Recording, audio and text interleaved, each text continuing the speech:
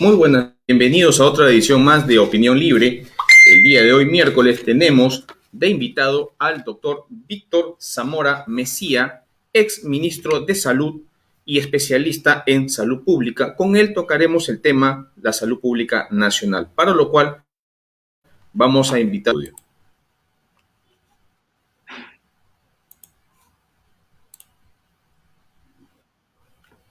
Bienvenido, doctor. Muy buenas noches.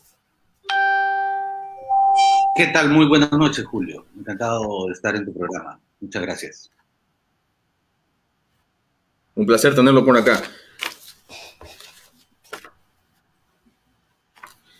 El día de hoy ya tenemos una focalización de lo que son las cuarentenas.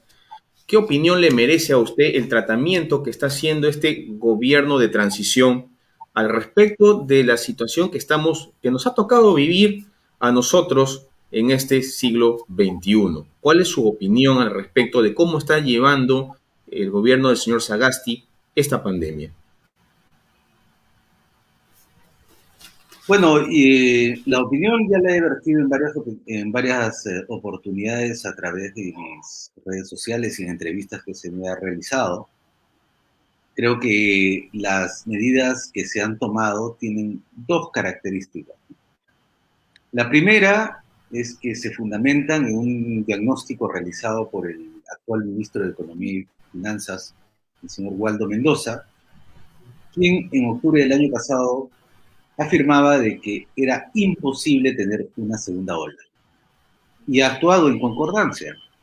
Ha abierto la economía y ha reducido las restricciones en el entendido que no, esa segunda ola no iba a existir.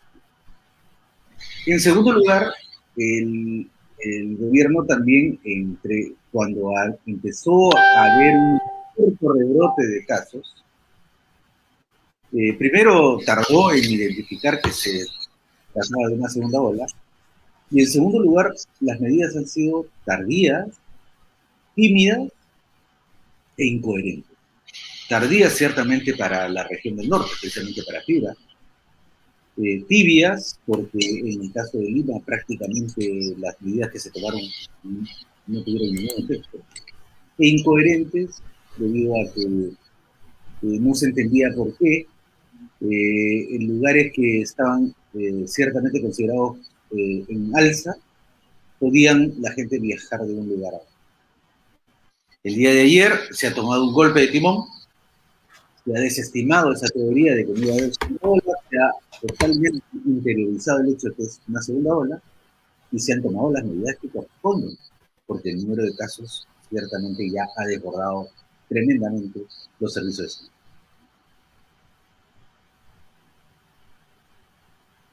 Efectivamente, pero en esta análisis que está haciendo, obviamente, el gobierno de Sagasti estaría priorizando el tema económico por sobre el tema de salud. Y definitivamente esta segunda ola, con las variantes que han ingresado al país, porque tenían que ingresar, el Perú nunca ha sido un país como de repente los países orientales, que son más disciplinados, donde dicen se hace cuarentena y la gente no sale, son otras culturas, ¿no? Aquí sí es valga la mención, una coladera. Tenemos muchas fronteras difíciles de controlar. Tenemos frontera con Brasil, frontera con el Ecuador, ¿no? Por ahí donde se han estado colando, digamos así, la gente y el virus también ha estado colándose. Y obviamente ya tenemos una situación con las variantes más virulentas, por decirlo de una forma. Pero ¿considera usted que las declaraciones que hizo la ministra, la señora Macite de enero, al respecto de aumentar la capacidad de camas UCI sería una de las soluciones, o de repente esta segunda ola nos va a desbordar? Al 11 de abril nos desbordaría. ¿Cuál es su opinión al respecto de las medidas que declaró la ministra el 20 de enero, las últimas que ha hecho al respecto de la vacuna que deberían estar llegando entre febrero y quincena de febrero? ¿Considera que es oportuno o ya nos ganó el tiempo? Bueno, yo considero que nuestra señora ministra ya viene en esta rutina de altísimo estrés, muy duro manejar una epidemia de estas características. Lo viene haciendo desde el mes de marzo y se le nota cierto agotamiento, ¿no? Y segundo, su equipo de asesores al mismo tiempo se ha reducido sustantivamente, ¿no? Porque tomó la decisión de no continuar con los equipos de expertos, salvo en el área clínica. En las otras áreas esto se ha reducido. Eso ha llevado a que se haga un diagnóstico tardío de la situación que enfrentábamos.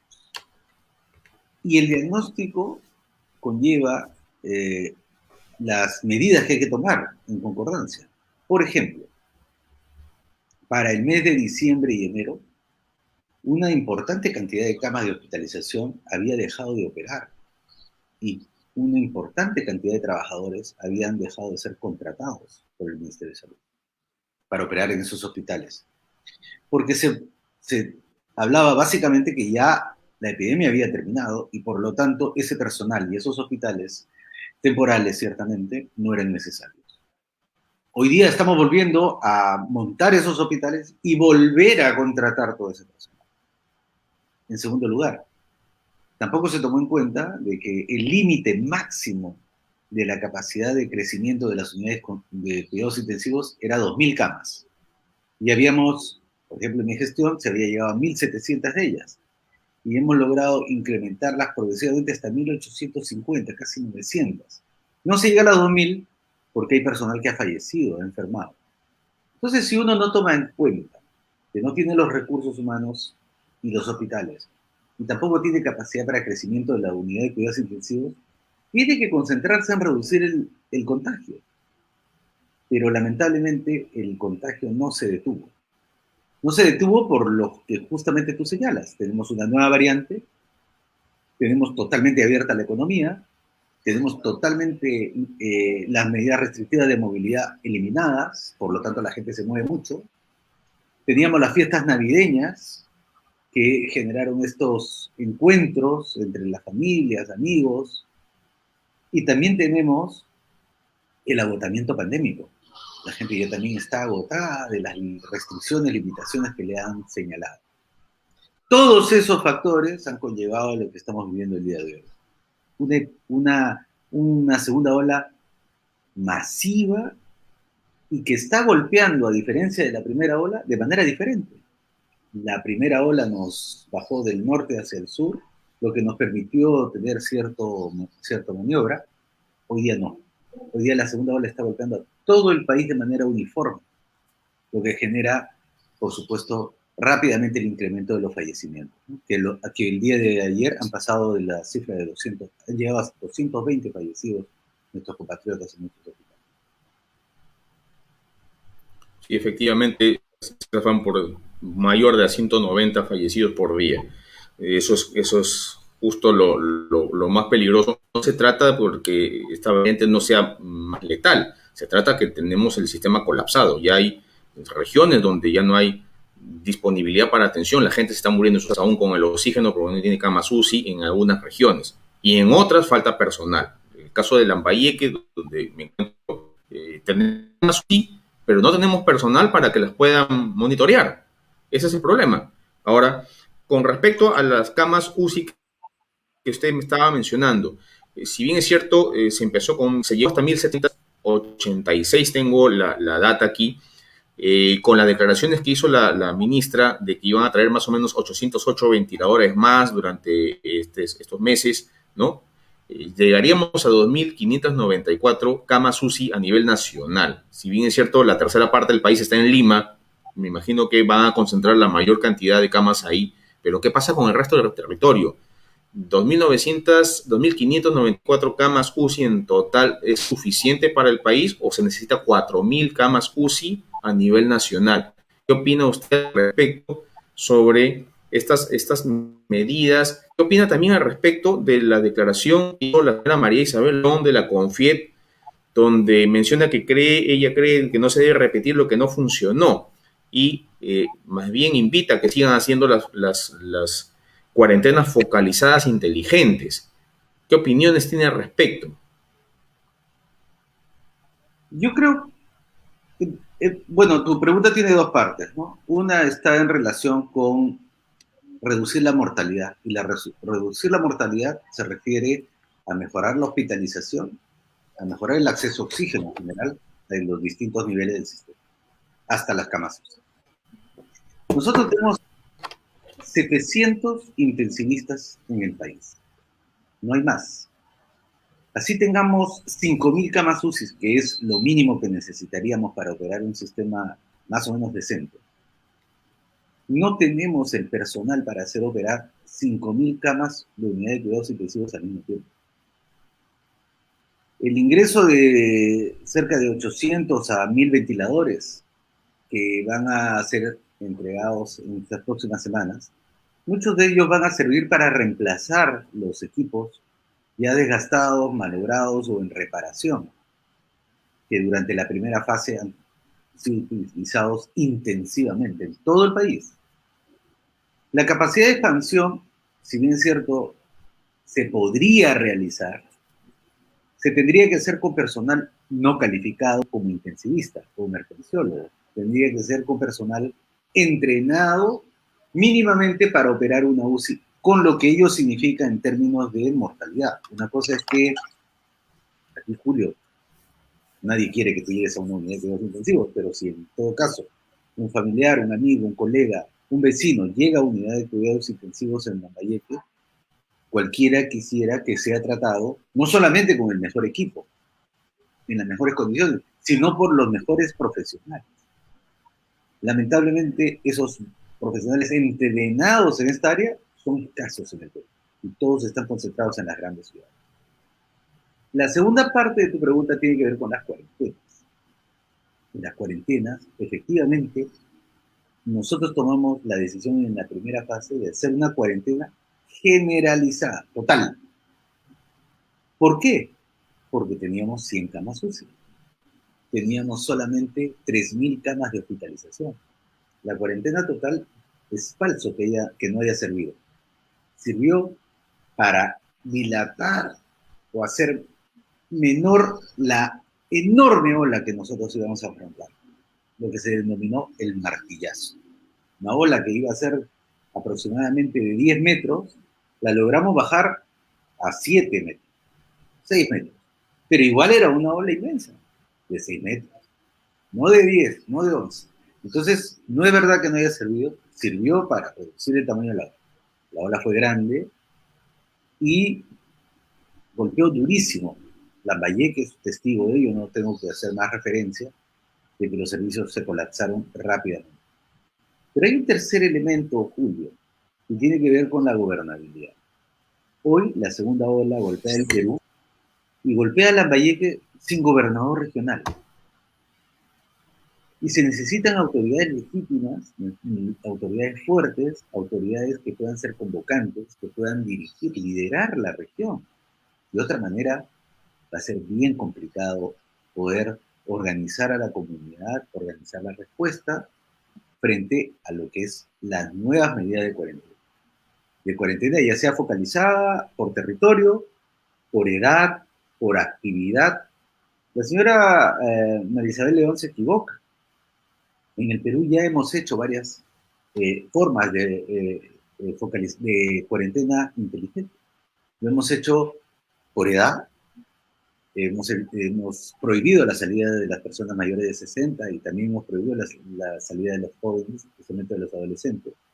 Lo hemos hecho por territorio, no en algún momento Lambayeque tenía una cuarentena y un toque de queda diferenciado del resto del país. Lo hemos hecho también por actividad. Al final de la cuarentena es que se han abierto los restaurantes y los gimnasios.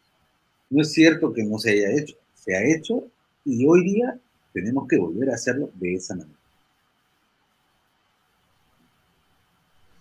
Pero no piensa usted que lo están haciendo, quiera o no, estas, digamos, focalizaciones que está implementándose, 4 grupos, extremo, muy alto, alto, moderado, no es parte de hacer una cuarentena focalizada, pero obviamente un espacio de regiones y las otras las dejes abiertas, de todas maneras van a haber movilizaciones. No me queda muy claro qué tan beneficioso sea, pero al menos es una forma de hacerlo. Pero aquí viene una pregunta que quisiera hacerle, ¿no? En una situación así, ¿sí? La política de pruebas diagnósticas del país sigue siendo la misma. Yo evalúo al que llega a llamarme por teléfono, al que llega a mi centro de salud, ahí recién lo evalúo. ¿Por qué nunca, y hasta ahorita nunca, se puede hacer diagnósticos, digamos, más proactivamente? ¿Qué está sucediendo? Ahora que ya, bueno, ya es noticia, ya se aprobó estas pruebas moleculares peruanas de bajo costo, ¿no? Que le han hecho médicos, biólogos, el doctor Luis, el biólogo Luis Arabia, con la San Marcos, y que ya está aprobado por el Instituto Nacional de Salud y también por la DIGEMID. Entonces, ¿por qué no ese volumen de pruebas diagnósticas masivas? ¿Por qué hasta ahorita no se puede implementar eso ahora con mayor razón y antes por qué no se hizo? Podría darme una idea al menos al respecto. Claro, Julio, por supuesto, y te agradezco la pregunta, ¿no? El proceso diagnóstico es un sistema. Durante mi gestión se reclamó muchísimo las pruebas moleculares. Yo soy un convencido de las pruebas moleculares. Lo dije antes de ser ministro, durante mi gestión, y hasta ahora sostengo que la prueba estándar, la mejor, es la prueba molecular. Pero para montar un sistema de pruebas moleculares masivo, se necesita un laboratorio, una infraestructura adecuadamente equipada, con personal adecuadamente entrenado, con los insumos para procesarlos y un ejército de tomadores de pruebas. Cuando empezó la epidemia, nosotros tenemos solamente un laboratorio en Lima que procesaba 500 pruebas al día. En La Valleca no existía un laboratorio regional. Eso debió haber sido construido, equipado y entrenado muchos años antes, no durante la epidemia. Lo tuvimos que hacer durante la epidemia. Construimos el laboratorio, se montaron las pruebas allí, se entrenó personal. Pero hay que recolectar las pruebas, Julio. Alguien tiene que ir a tu casa, hacerte un propado y enviar la muestra al laboratorio, una vez que tú lo llamas. Si hay 100 Julios llamando, tienen que ir a la casa de 100 Julios a hacer la muestra. Si son 1000, si son 10.000, si son 20.000, si son 100.000 llamando al mismo tiempo, el sistema tiene que ser capaz de enviar a personal para tomar esas muestras. Cuando en agosto la epidemia llegó a su máximo nivel en Arequipa, ¿sabes cuántos equipos se encontraban en campo recolectando las muestras? 3. 3 equipos para toda Arequipa. 3 de 3 personas cada equipo. Esos equipos los contratan los gobiernos regionales. Pero los gobiernos regionales no lo hacen de mal, no lo hacen por incapaces necesariamente. No es que no contraten personal. Lo que pasa es que, Julio, antes de entrar a la epidemia, ya el sistema de salud era deficitario en 60.000 personas, 60.000 trabajadores, médicos, enfermeras, obstetrices, odontólogos, psicólogos, químicos farmacéuticos, técnicos sanitarios, profesionales de distinto nivel. 60.000. O sea, entramos a la cancha de fútbol ya con 9 jugadores.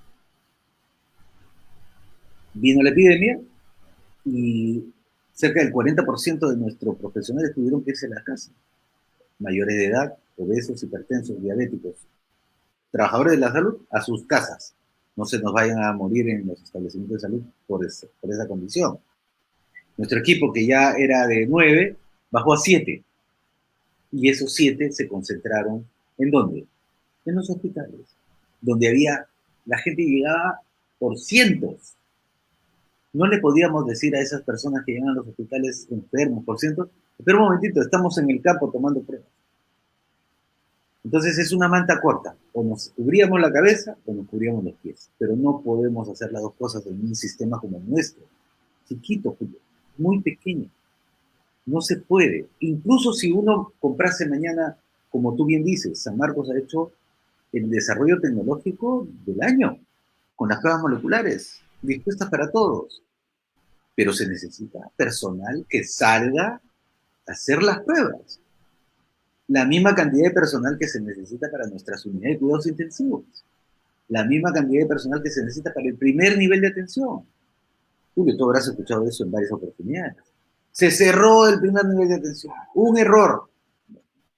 Si nosotros queremos hacer pruebas en el campo, tener abierto el primer nivel de atención, tener profesionales en la hospitalización, tener además unidades de cuidados intensivos operando, y además tratar a los demás que no son COVID, hipertensos, diabéticos, con cáncer, la tuberculosis, el control prenatal, la parturienta, la cirugía, etcétera. Dime, ¿podemos hacer todo eso con el equipo de 7 jugadores que tenemos en campo? Lamentablemente, Julio, no se puede.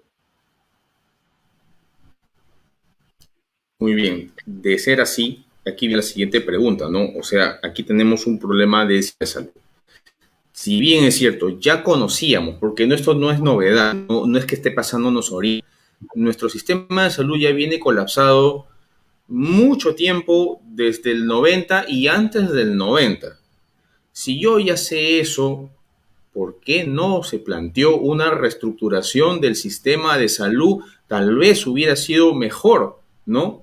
Y arreglar las cosas de raíz, o dejar sentadas las bases para esta modificación del sistema de salud para los gobiernos posteriores, que todavía estamos poniéndole parche, estamos vistiendo un santo para, vestimos un santo para vestir a otro. Ahorita, cuando bajó la primera ola, las camas UCI pasaron una parte a COVID y otra parte a las otras enfermedades existentes en la población, pero no se aumentó. Se sigue poniendo parches. Ahora que ha venido la segunda ola más agresiva, estamos quitándoles a los otros para darles a los COVID. Y realmente es cierto, ya aumentamos el nivel de camas a 1700 pico, 1786 tengo el dato, ¿no? Llegaremos a los 2594. Seguimos poniéndole parches al sistema de salud. ¿Por qué no se previó eso, sabiendo lo que siempre hemos sabido? Teníamos mal el sistema de salud. Ahí viene mi pregunta de cajón. Yo estoy completamente de acuerdo, Julio. Yo tengo 30 años casi trabajando en el sistema de salud del Perú y varios países de América Latina. Y una de las tareas que nosotros debemos hacer es transformar profundamente nuestro sistema de salud. Nuestro sistema de salud tiene varios problemas que tienen que ser transformados. El primero es uno de los sistemas en donde se financia el financiamiento más precario de las Américas, uno de los peores. 3.5% del Producto Bruto Interno. $250 al año por Perú. Es un sistema pobre, financieramente hablando. Segundo, es un sistema fragmentado. No solamente somos chiquitos, sino estamos divididos en varias piezas. El Ministerio, el Salud, las Fuerzas Armadas, las Fuerzas Policiales, y dentro de las Fuerzas Armadas 3 subsistemas, y de ahí viene el sector privado, que también es pequeño. Entonces somos chiquitos, fragmentados. Tercero, mal descentralizados. Mal descentralizados. El director regional de salud de Lambayeque tiene como jefe no al ministro de salud, tiene como jefe al gobernador regional. Y el gobernador regional no necesariamente tiene que seguir los mandatos del gobierno nacional en salud. En salud todo se ha descentralizado excepto la culpa. Cuando algo pasa mal, el culpable es el ministro. O sea, pequeños, fragmentados, descentralizados en 25 pedazos regionales. Cuarto, con una gestión muy débil, Julio. Yo he sido el 8º ministro del anterior, digamos, que terminó en el golpe de noviembre, con la disrupción de nuestra vida democrática. El 8º ministro. En este momento, en los últimos 4, casi 5 años, hemos tenido 12 ministros. ¿Cuántos directores regionales de salud ustedes han tenido en Lambayeque? Probablemente estén por el tercero o cuarto. Y quinto, Julio, es un sistema, el sistema de salud es el segundo sistema más corrupto del país, después del Ministerio de Transporte. Cuando empezó la epidemia, yo encontré 5.000 camas de hospitalización en algún nivel de juicio en el Poder Judicial, ya sea porque la licitación se observó, ya sea porque la obra no se entregó, ya sea porque los equipos están en algún nivel de, ¿cómo le llaman?, de arbitraje. 5.000 camas, que hasta el momento no han sido liberadas. 500 camas UCI están en litigio en el Poder Judicial por algún nivel de mala gestión o de corrupción.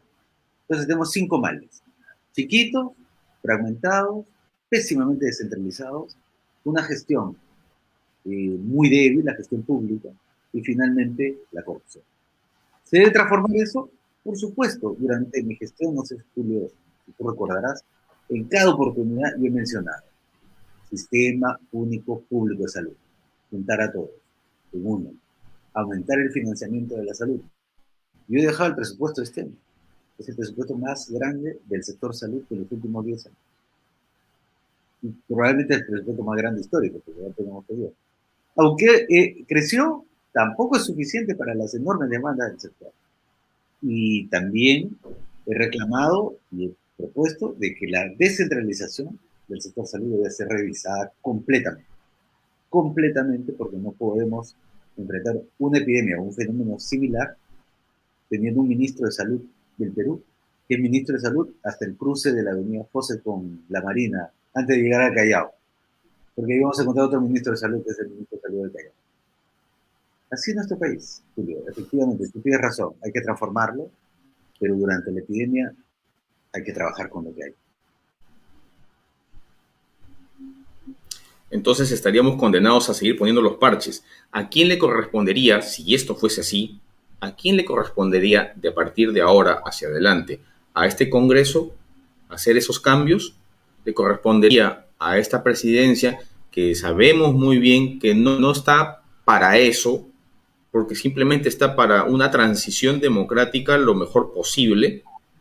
¿O le va a corresponder a la próxima persona que gane el 11 de abril, si se dan las elecciones de forma correcta, al menos con un 30% de votantes? Porque, de acuerdo a los análisis que en alguna oportunidad con Díaz, analista político, estaba, de repente podría ser menos del 20% de personas que vayan a votar por el miedo a la pandemia. ¿A quién le corresponde esa responsabilidad de transformación? Bueno, la responsabilidad de la transformación o de iniciar esta transformación del sector salud le corresponde al siguiente gobierno. Pero eso no significa dos cosas. No significa que estemos condenados, Julio. Yo quiero retirar esa palabra del vocabulario. Nosotros no tenemos que aceptar que nuestro sistema de salud sea así y que tengamos que vivir con esa condena. Lo podemos transformar. ¿De quién es la responsabilidad de esa transformación? En primer lugar, del ciudadano, que sepamos votar bien, elegir bien. No voy a decir por quién, cada uno tiene su opción, pero si quieren un sistema mejor, busquen al candidato que así lo proponga. Ellos serán los responsables de construir las bases de este nuevo sistema de salud. Espero que sea único. Pero hay una labor de este gobierno en transición, una labor: fomentar el debate, poner el tema en discusión, es generar las bases del diagnóstico, por lo menos, ni siquiera diagnóstico, sino una propuesta del gobierno de transición de lo que debería ser el futuro. Entonces hay cosas que se pueden hacer. No podemos quedarnos callados, no podemos quedarnos indolentes, no podemos quedarnos, digamos, sin esperanzas de que podamos transformar este sistema de salud. Y nos merecemos más como ciudadanos. Una última, ya para concluir, ha sido una entrevista muy interesante. Dicen que el peor enemigo de un peruano es otro peruano. Esto se está dando con Farvet y su candidata a vacuna, porque hay un grupo de personas que apoyan esta iniciativa privada con la Cayetano Heredia y Laboratorio Farvet, pero también hay un grupo de personas que están contra eso.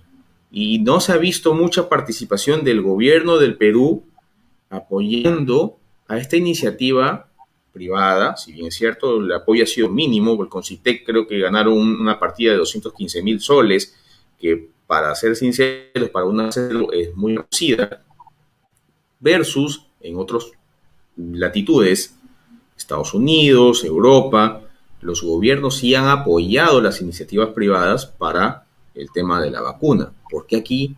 ¿Qué está pasando? ¿Cuál es su opinión? ¿Qué sucedió?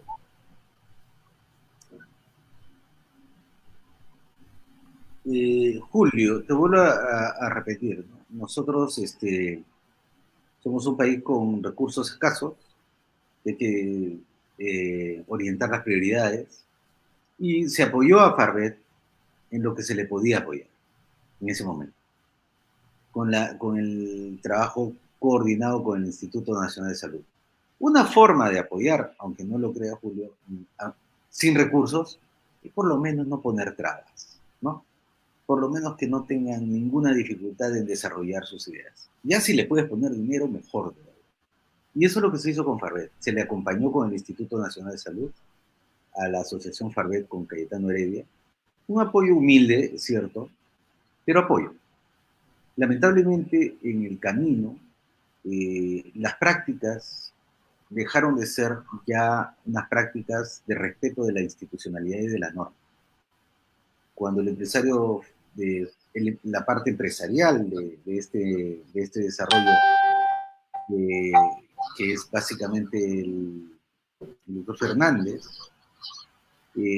por su propia boca, dijo que había roto los protocolos de la investigación al haber inoculado esta vacuna a sí mismo y a sus familiares. Esto es una violación ética de marca mayor. Probablemente tenga un ángulo penal judicial que revisar. Esa es mi interpretación. Sin embargo, hay otros emprendimientos que también han recibido un apoyo humilde, como el caso del desarrollo de esta prueba molecular en San Marcos, ha sido con el trabajo del apoyo del Instituto Nacional de Salud. También el desarrollo de los ventiladores de la Universidad Nacional de Ingeniería, de la Universidad Católica, de la Cayetano Heredia. Católica, la Católica. Y han recibido apoyos también humildes, pero han avanzado. Y ahora tenemos pruebas moleculares, ventiladores. Lamentablemente no tenemos una vacuna desarrollada por Farvet, pero han dado pasos importantes para este logro, ¿no? Quisiéramos tener más recursos y ya seguimos siendo un sistema precario. ¿Tendría usted una autocrítica de su gestión? Pero por supuesto, yo he hecho la principal autocrítica que he hecho es que uno de los sectores, una de las herramientas de más débil desarrollo durante mi gestión de la pandemia fue el aparato con la campaña comunicacional, la estrategia comunicacional. No tenía todos los elementos bajo mi control y nuestra estrategia comunicacional resultó muy débil, ¿no? En relación con... Y en segundo lugar, creo que también hemos sido, por esa misma razón, no hemos podido informar adecuadamente a nuestro pueblo de las limitaciones, de las carencias que teníamos frente a una enorme expectativa que tiene la gente. Nuestro pueblo quería más, desea más, y tiene el derecho de tener más. Nosotros teníamos también el deber de informarles de que, aunque tuviesen ese derecho, no era posible en el corto plazo. Lamentablemente, no pudimos contener las expectativas.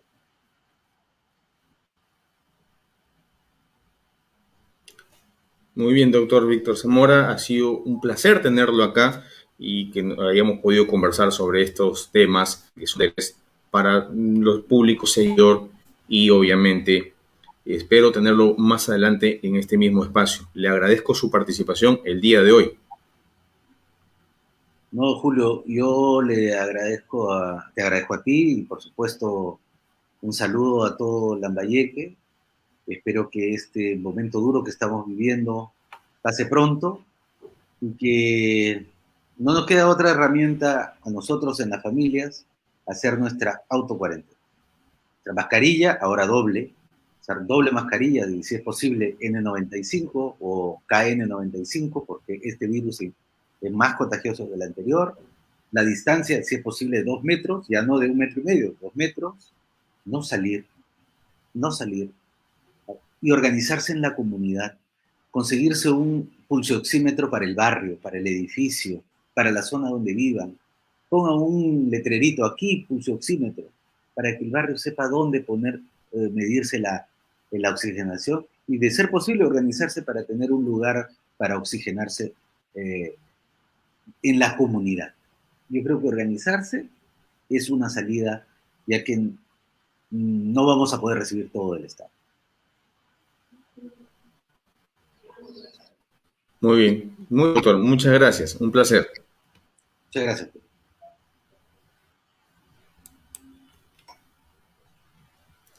Bien, amigos, esa ha sido la entrevista con el doctor Víctor Zamora Mejía, ex ministro de Salud y especialista en salud pública. De mi parte, hasta el viernes, lo saben, comenten y compartan este video. Síganos en Instagram, YouTube y nuestros podcasts en Radio Public, Overcast, Spotify y Anchor.